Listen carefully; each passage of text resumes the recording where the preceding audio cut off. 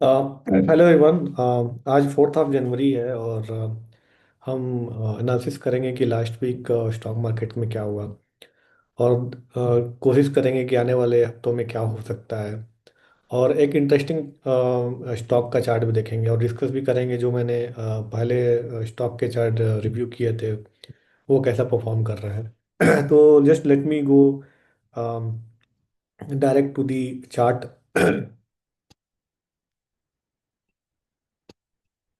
तो सबसे पहले हम देखते हैं निफ्टी का चार्ट देखते हैं हम कि निफ्टी कैसा परफॉर्म किया।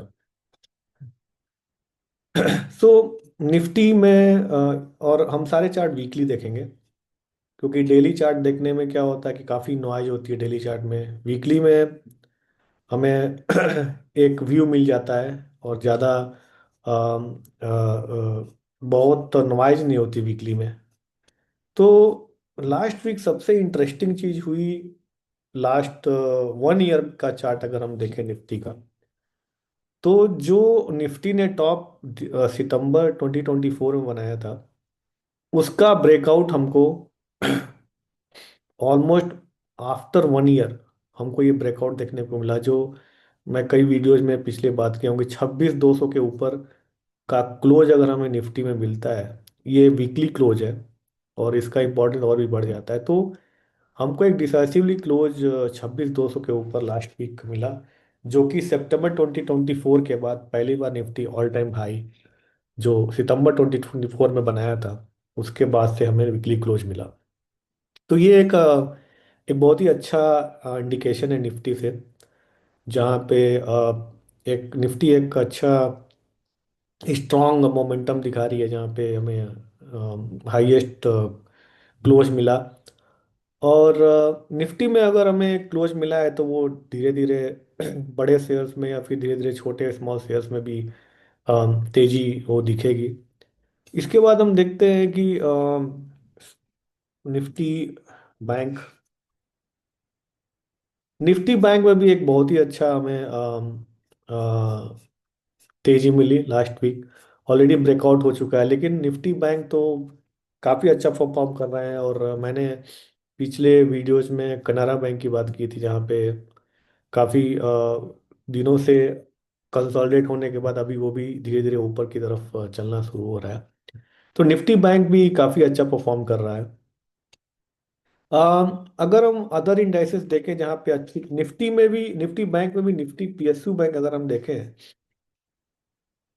तो निफ्टी पीएसयू बैंक में भी एक अच्छा तेजी हमको लास्ट वीक दिखने मिली। एक बड़ा कैंडल मिला हमको और ब्रेकआउट तो पहले हो चुका था लेकिन निफ्टी बैंक में निफ्टी पीएसयू बैंक काफ़ी अच्छा परफॉर्म कर रहे हैं। इसके अलावा अगर हम देखें तो Nifty metal Nifty metal index में भी काफ़ी अच्छा ब्रेकआउट होने के बाद काफ़ी अच्छा मूव लास्ट वीक देखने को मिला। तो ओवरऑल अगर हम बात करें तो हमको इंडेक्सेस में निफ्टी पीएसयू और निफ्टी मेटल पे ज़्यादा ध्यान देना चाहिए। इसके बाद हम देखते हैं कुछ और भी चार्ट देते हैं कि यूएसडी आईएनआर का कैसा रहा लास्ट वीक।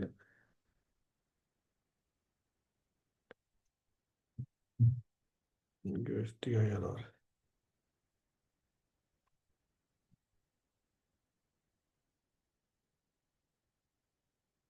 या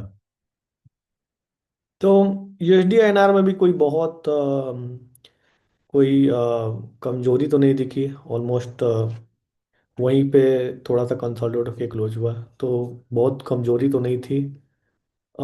इसके अलावा हम देखते हैं कि Dow Jones US Dow Jones कैसा परफॉर्म किया लास्ट वीक।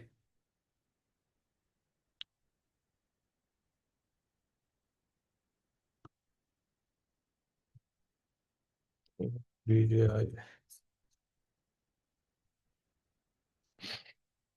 तो डाउ जोन्स में भी कोई बहुत तेजी नहीं थी, कंसोलिडेशन ही लास्ट वीक था। तो इसमें तो कोई भी प्रॉब्लम नहीं है और अच्छा ही चल रहा है।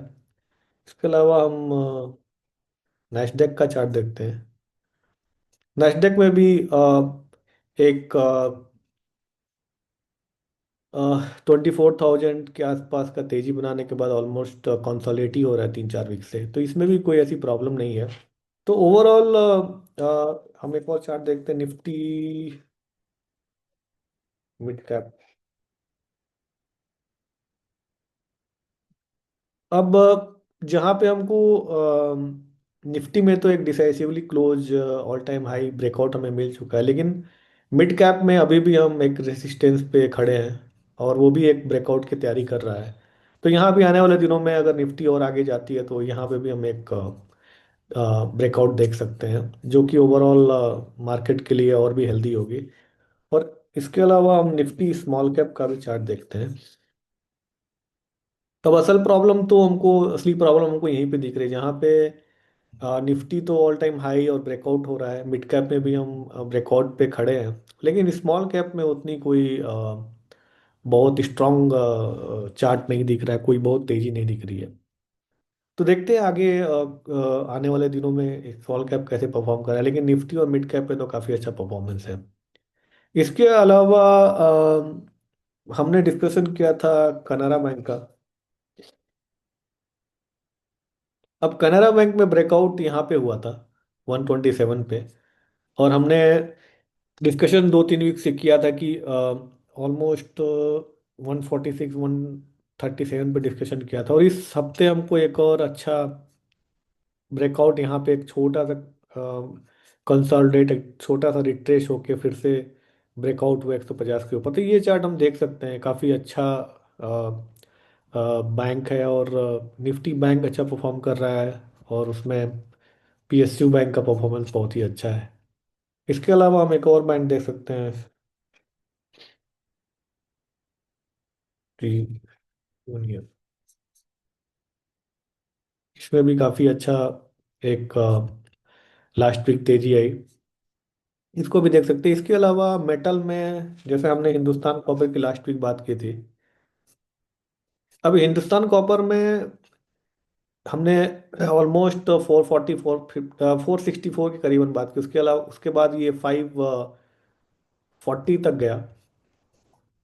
अब इसमें एक बहुत बड़ी वॉल्यूम का बहुत बड़ा रेड कैंडल देख पा, रेड वॉल्यूम हुआ है यहाँ पे, और उसके अलावा ये एक बड़ी कैंडल भी बनी है जो कि एक निगेटिव है। तो हमको इसमें कोई भी ट्रेड लेते समय ध्यान दे के ही लेना पड़ेगा, क्योंकि यहाँ पे एक वॉल्यूम का एक बड़ा सेल ऑफ और उसके अलावा एक कैंडल, तो उसमें हमको यहाँ पे एक ध्यान देना चाहिए इसमें। और इसके अलावा एक और चार्ट है जो कि हमें ध्यान देना चाहिए, इंडियन बैंक। इंडियन बैंक मैं बहुत दिन से ट्रैक कर रहा हूँ, यहाँ पे ब्रेकआउट ऑलमोस्ट 632 के बाद हुआ था, उसके बाद ये ऑलमोस्ट 889 का हाई बनाने के बाद ये फिर से 765 पे आके और एक बड़ी कैंडल लास्ट वीक बनी। तो इंडियन बैंक भी अंडर पीएसयू बैंक है और अच्छा बैंक है, तो इस पे भी हमको ध्यान देना चाहिए। इसके अलावा एक चार्ट है रिलायंस का। अब रिलायंस का अंडर परफॉर्मेंस तो ऑलमोस्ट 2020 से इसने कोई रिटर्न ही नहीं दिया, ऑलमोस्ट वहीं पे कंसोलिडेट कर रहा है। तो यहाँ पे लोगों का इंटरेस्ट बिल्कुल नहीं है, और अगर हम इसका मंथली चार्ट देखें, तो मंथली चार्ट का अगर हम देखें तो इसमें ऑलमोस्ट ब्रेकआउट लास्ट वीक ही हो चुका है। अगर हम इसको अ,